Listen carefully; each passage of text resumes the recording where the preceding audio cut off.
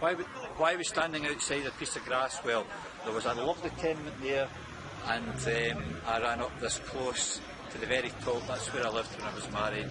First two children started there. And also because Springburn is where I was born and brought up for the first 4 years.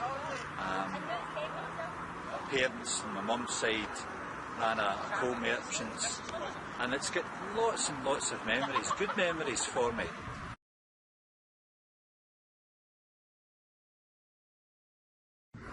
I don't know if I would have good memories if I was being brought up here now. It's in the bottom 3 constituencies of the UK for poverty, life expectancy, income and all forms of addiction. The other 2 are Maryhill and Shettleston. So enormous problems of social deprivation, and we're going to see some of them when we go down to the shopping centre, and I'll also show you the library I worked in when I lived here.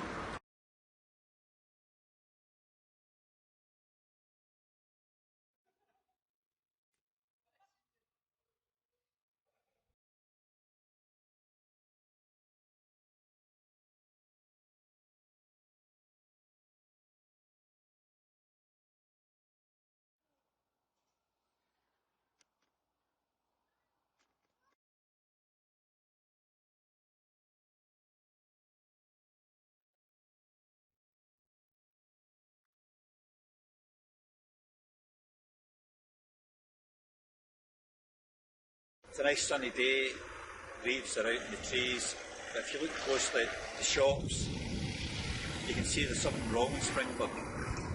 I'm not saying it's terminal decline, but it's in real decline. There is real social deprivation here. We've got a pharmacy, we used to call them chemists in my day, another pharmacy right across the road, behind that, the check centre. Criminal defence lawyers, pawnbrokers, cheque cashiers, and Ramston's telling people that their gold's actually worth money. A bookies, and Ladbrokes. And if you just, it's okay guys, great. And then another bookies there, opposite that bookies, and then another pharmacy.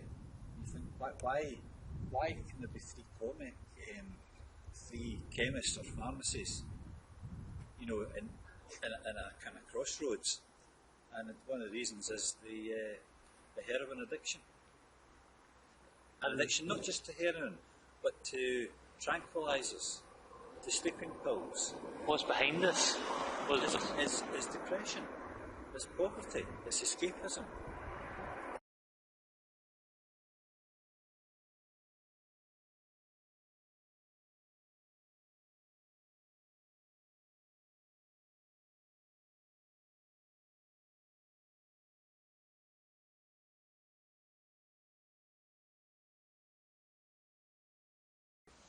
So we're on the platform at Springburn Station, and to my left-hand side was Hyde Park Works, to my right the Atlas Works, and further down that way the Calais and Cowlairs.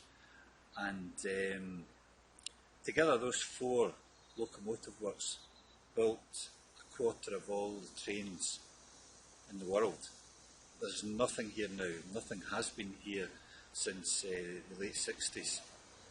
And I don't think a Scottish government would have allowed that to happen. They would have modernised, they've reinvested, retrained, and there would still be manufacturing of trains going on in this part of the world. It doesn't exist now, and you've got to ask why. This gate's got real memories for me, Marty. When I'd be about that height, I used to stand there and look at all the trains, and it was fabulous because they were all steam trains. And you saw them a mile away, you chuff, chuff, chuff. You couldn't see them, but you could see the steam. And then they get closer and closer and louder until you're right underneath you. And you can see the sparks and you can see the fire and the tender and all that kind of stuff. It was wonderful. It was wonderful. Just for a child, it was great.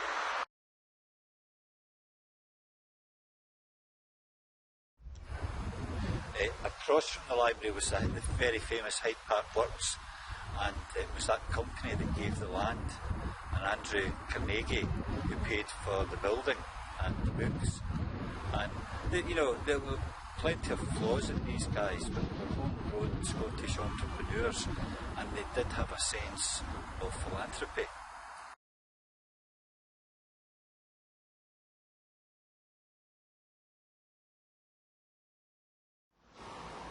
I've just had an argument with Matthew. I wanted to film two guys that we met coming up the stairs from the library.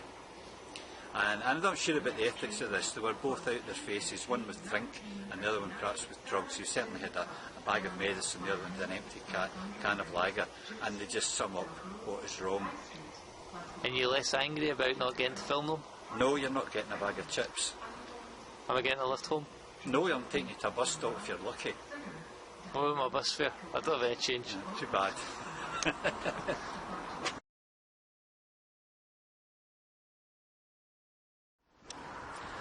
This is an extra piece to camera. Matty and I at the outset said we're not going to set things up, we'll just be honest, we'll be spontaneous. I was speaking to these young people over here, these teenagers, and asked them how they were going to vote, if they were going to vote for independence. All except one said they'd vote no. A girl's not sure. They're smart, nice kids, but they're all going to vote no because they think we'd be poorer. The two guys that we met outside the library that were drunk, they think we need London because we'll be poorer. They're unemployed, and here's teenagers, I don't know what their prospects are. They won't be great in Springburn itself. And yet we're in the second poorest constituency in the UK. I don't understand this, I really don't. And we'll try and explain it and try and understand it as we go on.